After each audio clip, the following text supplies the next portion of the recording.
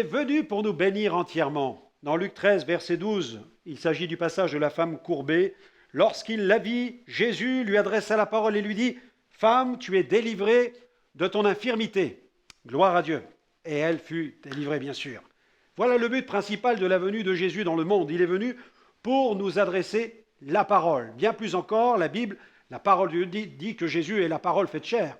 Dieu a parlé au monde entier en envoyant son Fils sur la terre dans une chair semblable à la nôtre. C'est ce que nous enseigne la Bible. Il a établi le contact avec le monde au travers de Jésus qui est venu pour nous réconcilier avec le Père.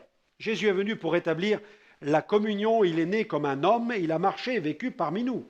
Il est venu avec un corps de chair et des os et sa condition était semblable à la nôtre. En Jésus, Dieu a eu l'initiative de la réconciliation et de la communion avec les hommes. Par lui et avec lui, Dieu nous a adressé la parole. Jésus, la parole, faite chair, prêchait la parole, communiquait des paroles, produisant la foi et des paroles même pleines d'autorité.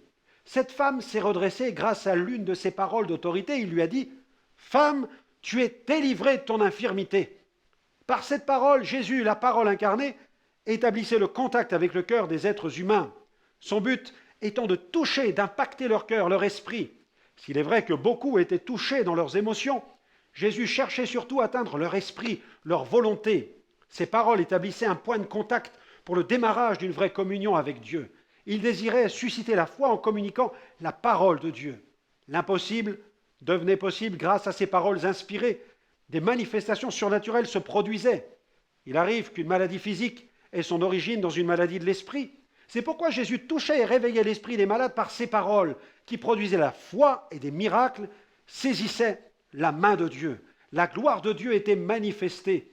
Dieu était glorifié. Alléluia.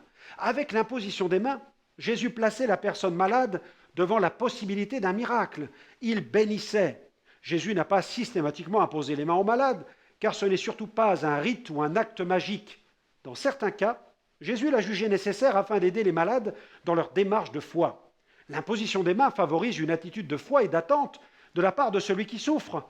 L'action qui consiste à imposer les mains libère une forme de message de foi. Pour que l'imposition des mains soit efficace, elle a besoin de la foi de celui qui la reçoit. Elle signifie en fait, le miracle peut commencer. Il peut avoir lieu maintenant. Elle est comme un feu vert pour la foi, comme la fiche introduite dans la prise électrique, ou comme la clé de contact qui, lorsqu'elle est tournée, permet le démarrage du moteur. L'imposition des mains, c'est une expression de la foi en action. Mais Dieu demeure souverain. On ne le commande pas, on lui demande simplement avec foi. Alléluia. L'imposition des mains est aussi un acte d'identification et de compassion à l'égard de celui qui souffre. Jésus s'est adressé à la femme courbée, ensuite il lui a imposé les mains. L'annonce de la parole a précédé l'imposition des mains de Jésus. Il l'a rappelé à ses disciples lorsqu'il les a envoyés annoncer la bonne nouvelle. Puis il leur dit « Allez par tout le monde, allez par tout le monde. » Et prêchez la bonne nouvelle à toute la création. Ils imposeront les mains aux malades et les malades seront guéris. Par sa parole, Jésus fortifiait l'intérieur de la personne.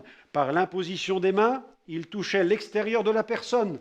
Alors que les souffrances morales provoquent des souffrances physiques provoquent quant à elles des souffrances morales.